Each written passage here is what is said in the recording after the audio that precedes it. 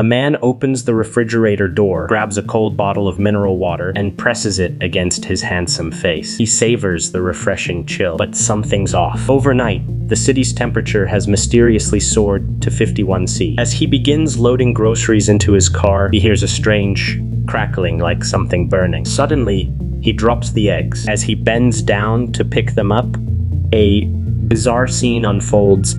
The egg whites sizzle on the scorching ground, cooked instantly. He looks ahead.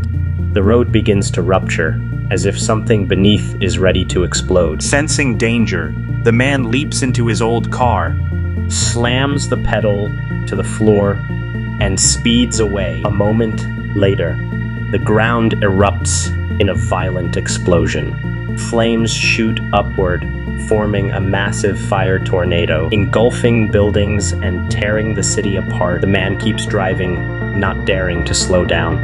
It's a race against death. Thanks to his skillful driving, he finally escapes the collapsing city. The car's temperature gauge begins to fall. He steps out, looks back, and is haunted by the devastation. The entire city is ablaze. Those who couldn't escape are consumed in flames. But this is only the beginning. Thousands of miles away on a beach in Brazil, a young couple is stunned. A giant wave is roaring toward them. But then a blast of freezing air freezes the tsunami mid-motion. Cold air spreads rapidly inland, freezing everyone on the beach in place, turning people into statues of ice. In Japan, enormous ice chunks rain from the sky, destroying buildings and sending crowds fleeing. Meanwhile, in the Middle East, a tsunami crashes through the desert. Even camels are drowned, and the waves soon engulf Dubai. Why are these disasters happening all over the world? It began 2 years ago. Global warming triggered an increase in natural catastrophes. In a single day, heat waves claimed millions of lives. It was an unprecedented blow to humanity. World leaders convened an emergency summit, agreeing to set aside personal interests and unite to save the planet. Scientists from around the globe collaborated to build a disaster-controlling satellite system. Thousands of satellites were launched, forming a global network, each designed to regulate regional climates. This satellite web was monitored by a space station called South Sea, based in the Netherlands. With this technology, humanity had a fighting chance. But 2 years later, the satellites began to malfunction, unleashing disasters once again. A man named Azu, who had just survived one catastrophe, boarded the space station to investigate, but to his shock, he no longer had access rights. He contacted the Dutch commander, Wei too was locked out of the system. They reported the issue to higher-ups, but the leadership dismissed it as a minor glitch. Then, during satellite maintenance, a technician was sucked into space when the hatch malfunctioned. Only then did the higher-ups realize the severity of the situation. They asked Wei to contact his brother, David, the original designer of the space station. Understanding the urgency, David immediately launched into space. But things didn't go smoothly. As he attempted to inspect the faulty satellite, the robotic arm spun out of control, crashing into the satellite and destroying it. All data storage modules were wiped. These constant accidents led David to suspect sabotage. In a desert, an armored vehicle screeched to a halt. Soldiers spotted something strange: blocks of ice in a 60°C desert. They looked up. An entire village was frozen solid. Everyone inside had become ice statues. Experts later found the victims' expressions frozen mid-action. Proof this was no natural event, but the result of satellite manipulation. More technicians were sent to repair the system, but again, one was sucked into space. Realizing the pattern, the leaders called David back. He suited up and ventured outside to retrieve the critical hard drive, but as he returned, his suit malfunctioned. He spun out of control, crashing into equipment. The hard drive flew from his hands. With no propulsion left, David drifted in space. Everyone thought he was lost, but at the last second, he grabbed the edge of a solar panel and survived. Instead of being thanked, David was blamed for damaging the station and losing the only lead. Unbeknownst to them, he had actually recovered the hard drive. Secretly, he and the female commander read its contents. The truth was shocking. The satellite's failure was deliberate. Someone had hijacked the system. David tried to access the database to find the mole, but even that access had been blocked. Realizing this was bigger than expected, he contacted his younger brother using a coded message.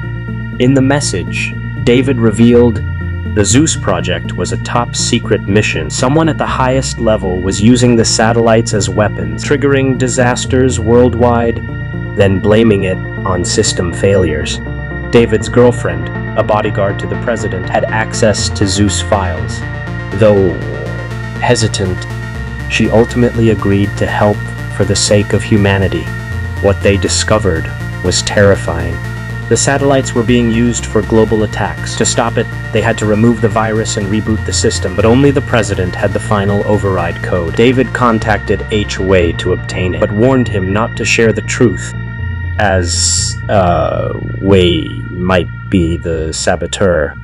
Before they could act, alarms blared throughout the station. Nearly 200 satellites had gone rogue and initiated their destruction protocols. Earth was on the brink of annihilation. As the U.S. president gave a speech, David's girlfriend fired into the air, causing chaos. She escorted the president backstage, claiming she saw an assassin. However, in order to carry out her plan, the female bodyguard lies to the security team near the president, claiming she spotted an assassin. The guards immediately rush off in pursuit, while she volunteers to guard the front of the motorcade. But just as the president enters the secret tunnel, the bodyguard suddenly strikes, knocking out the security personnel behind her. She then takes the president to an underground garage, where her boyfriend, A. Wei, has been waiting. But no sooner do they leave the parking lot than they're ambushed by armed guards.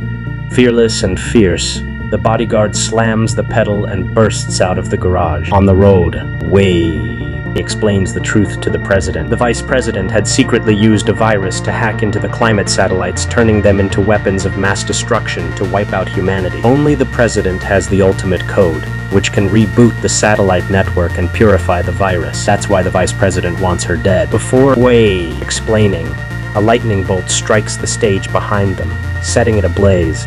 Seeing the horror unfold, the president finally believes A. Wei.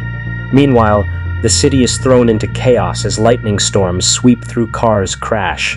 People flee in panic. To ensure the president's safety, the bodyguard drives under a bridge to take cover, but the danger is far from over. Assassins sent by the vice president soon catch up and attack relentlessly. The bodyguard dodges their gunfire while driving, swerving with skill and speed. Lightning continues to rain down, and cars above the bridge that can't escape in time are struck and sent plunging below. Even a nearby tower crane collapses from the destruction. After a massive explosion, Wei and his team think they've escaped the ambush, but the assassins survive the collapse and keep firing at the president's vehicle. In a critical moment, the bodyguard pulls a sharp 180-degree turn, driving backward at full speed. She whips out her pistol and returns fire, taking down the attackers one by one. With swift and seamless moves, she spins the car back around, cool and composed. Meanwhile, the cunning vice president has been waiting up ahead. Frustrated by the lack of updates from his men, he opens his trunk and pulls out a rocket launcher. He instructs his aide to aim at the bridge exit. A loud explosion follows, and the president's vehicle is blown to pieces. But just as the vice president steps forward to confirm the kill, the bodyguard ambushes him from behind. Turns out, they had anticipated a trap and exited the vehicle earlier, activating the car's auto drive system. The plan worked perfectly. They hand the vice president over to the authorities and rush to the space launch base. Although they've captured the saboteur responsible for the space station breach, it's already too late. The virus has fully infiltrated the satellite network, triggering global disasters. The president sends the ultimate code, but David reveals the virus triggered self-destruct. Someone must stay behind to manually reboot the system and stop the catastrophe. Awei is devastated, realizing a family member he sent up will never return. He blames himself. David reassures him it was his own decision. Before more can be said, alarms blare. the self-destruct countdown begins. David orders the staff to evacuate and board escape pods quickly. As David heads for the control room, he finds the female station commander still there. With her help, he uploads the final code and satellites begin shutting down across the globe. Earth is safe, but before anyone can celebrate, the space station begins to break apart. People on Earth watch in silence as it disintegrates, debris scattering through space. Suddenly, a glowing object appears like a shooting star. As the camera zooms in, it's revealed to be a small satellite that somehow survived. Just before the explosion, David had found a compact satellite. With the commander, he fought through debris, sealed themselves inside, and escaped the blast. Soon, a rescue spaceship locates them and brings them safely back. As the heroes who saved humanity return alive, the space center erupts in cheers. And back on Earth, the disasters gradually fade away, bringing peace back to the world once more.